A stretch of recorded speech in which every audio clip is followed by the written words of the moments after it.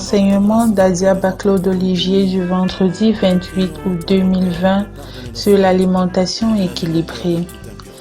À tous les âges de la vie, notre alimentation doit fournir un apport calorique proportionné à notre dépense d'énergie. Elle doit aussi être suffisamment variée et bien répartie dans la journée pour apporter tous les éléments nécessaires au bon fonctionnement de notre organisme. Après les généralités, nous allons nous appesantir sur les variables d'une alimentation équilibrée, sur l'impact de la mauvaise alimentation sur notre organisme, sur la question des compléments alimentaires et enfin sur la relation entre l'alimentation équilibrée et la vie spirituelle. En généralité, nous commencerons par définir quelques termes. Selon le dictionnaire Le Larousse, l'alimentation est l'action d'alimenter, de s'alimenter. C'est la manière de s'alimenter. L'équilibre, quant à lui, vient du latin classique acus, qui veut dire égal, et libra, qui veut dire balance, poids. C'est donc un état de repos, une position stable d'un système, une juste répartition des éléments d'un tout, à l'instar de l'alimentation équilibrée. L'intérêt du sujet réside dans le fait que l'obésité et le diabète sont en forte progression dans nos sociétés. Nos habitudes alimentaires actuelles et nos modes de vie en sont la cause. Apprendre à nos enfants dès le plus jeune âge les bons comportements et les bons réflexes est la meilleure façon de les aider à préserver leur capital santé tout au long de leur vie. L'information est donc primordiale à cet égard. Quelles sont les variables d'une alimentation équilibrée? L'apport calorique doit bien sûr varier en fonction de l'âge, de la corpulence, de l'état général, etc. Partant de là, une alimentation équilibrée se veut saine. Selon l'OMS, les recommandations à l'intention des populations comme des individus doivent être les suivantes. Équilibrer l'apport d'énergie pour conserver un poids normal. Limiter l'apport énergétique provenant de la consommation de graisse. Réduire la consommation de graisses saturées et d'acides gras trans pour privilégier les graisses non saturées. Consommer davantage de fruits et légumes ainsi que de légumineuses, de céréales complètes et de fruits secs. Limiter la consommation de sucre libre. Limiter la consommation de sel, toutes sources confondues, et veiller à consommer du sel iodé. Une alimentation équilibrée se veut régulière. Pour une bonne hygiène alimentaire, il est conseillé autant que possible de prendre régulièrement 3 repas par jour, plus un goûter pour les enfants, les adolescents et les personnes âgées. Il est conseillé de ne pas sauter de repas afin d'éviter le grignotage. Une alimentation équilibrée se veut adaptée, déjà à l'âge. Chez le nourrisson, pendant les 4 premiers mois de la vie, la nourriture est constituée exclusivement de lait maternel et de lait maternisé. Tant entendu que le lait maternel est le seul aliment complet parfaitement adapté au nourrisson. Entre le 4e et le 9e mois, l'alimentation se diversifie progressivement.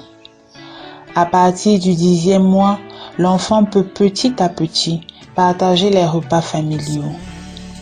Chez l'adolescent et l'enfant, chaque groupe d'aliments doit être présent au moins une fois par jour.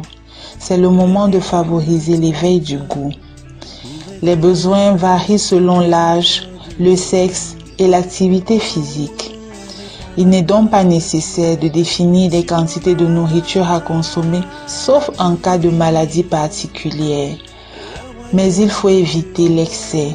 Il faut limiter les boissons sucrées et surtout le grignotage en dehors des repas, car ceci constitue les principales causes de surpoids chez l'enfant. La régularité des repas est essentielle. Les bonnes habitudes comme les mauvaises se prennent pendant l'enfance. Il est important de privilégier ici les apports en fer contenus dans la viande, les céréales, les fruits et légumes. Les apports en calcium contenus dans le lait et les produits laitiers. Les apports en vitamine D contenus dans le poisson gras, les produits laitiers, les œufs. En gardant à l'esprit que la vitamine D est produite par l'organisme par l'action du soleil sur la peau. Chez l'adulte, il est conseillé de consommer au moins 5 fruits et légumes par jour. Il est conseillé de limiter la consommation des graisses, surtout les graisses saturées contenues dans les charcuteries, le beurre, les fromages, le lait entier, etc. Il est conseillé d'augmenter la consommation de sucre lent, plus énergétique, contenu dans le pain, les pâtes, le riz, les pommes de terre, les légumineuses. Il est conseillé de consommer des viandes blanches et maigres, des poissons gras et autres produits de mer. Il est également conseillé de limiter la consommation de pâtisseries, de sucreries, de boissons sucrées, de boissons alcoolisées. Enfin, il faut toujours garder à l'esprit que l'eau est la seule boisson indispensable. Il faudrait donc en boire au moins 1,5 litre par jour. Chez la personne âgée, ces conseils donnés pour l'adulte restent valables. Et il faut mettre un accent particulier sur les besoins en vitamine D et en calcium qui tous deux contribuent à la minéralisation des os. Pour l'élasticité cardiaque, la personne âgée doit veiller à la qualité des lipides ingérés en privilégiant les huiles végétales à l'instar de l'huile de colza et les poissons gras.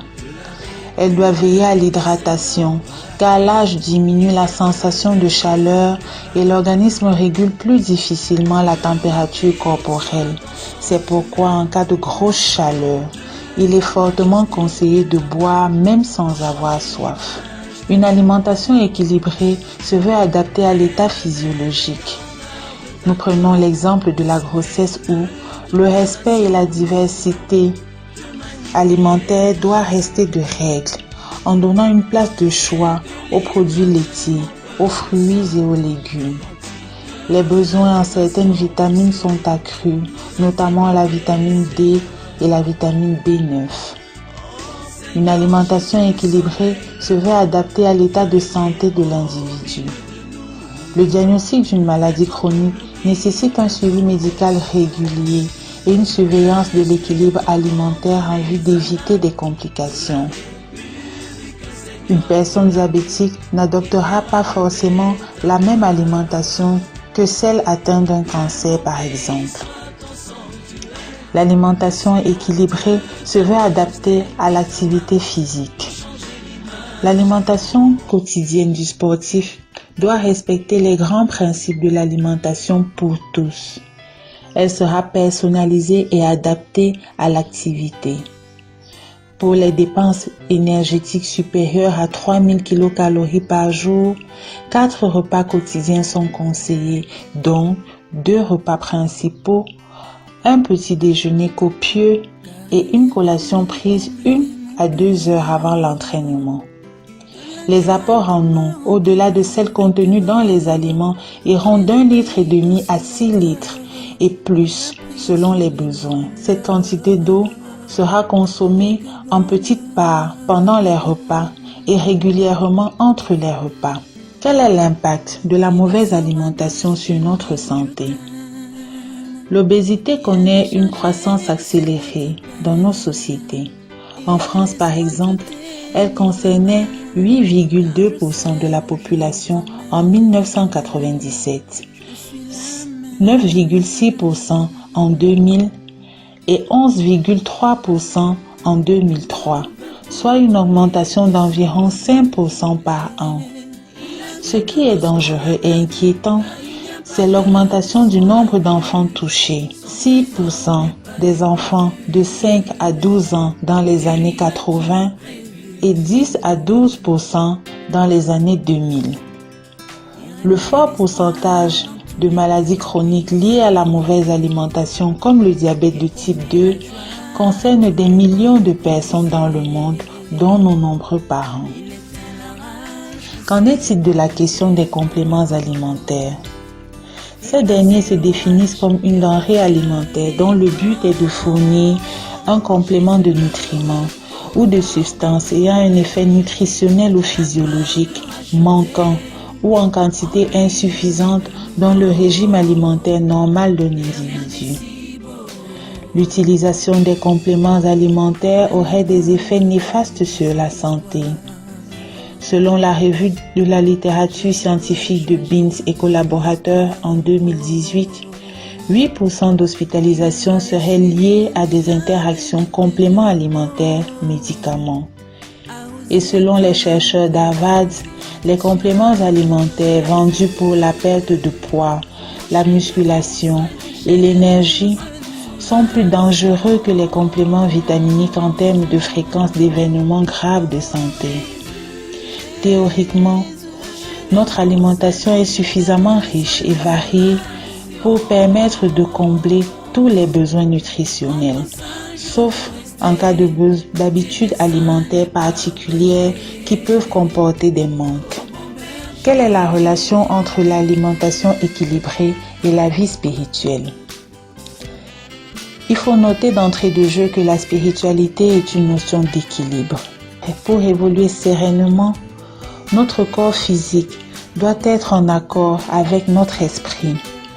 De même que notre corps a besoin d'une alimentation équilibrée et variée pour rester en bonne santé, notre âme a aussi besoin d'être nourrie régulièrement de façon variée. Dieu nous invite à réfléchir à la manière dont nous nourrissons notre être intérieur. Là aussi, l'équilibre est important, comme le dit la Bible en Ézéchiel chapitre 45 verset 10. Je cite, « Ayez des balances justes, des mesures justes. » Fin de citation. Chaque jour, régulièrement, consacrons un temps libre à méditer et à lire la parole de Dieu. L'absence de nourriture spirituelle est néfaste, tout comme le fait de se sous-alimenter. Évitons la sous-alimentation spirituelle. Prenons la bonne habitude de nous mettre régulièrement à l'écoute de Dieu. C'est une décision qui aura de bonnes répercussions sur notre vie entière. Dieu nous a donné dans la Bible tout ce qu'il faut pour nourrir notre âme. En définitive, nous retenons qu'une alimentation équilibrée, associée à une activité physique régulière, est une source réelle de plaisir et de bien-être. Améliorer les habitudes alimentaires ne relève pas du seul individu. C'est aussi un problème sociétal. C'est pourquoi cela demande une approche multisectorielle, multidisciplinaire, en fonction des populations et culturellement adaptée.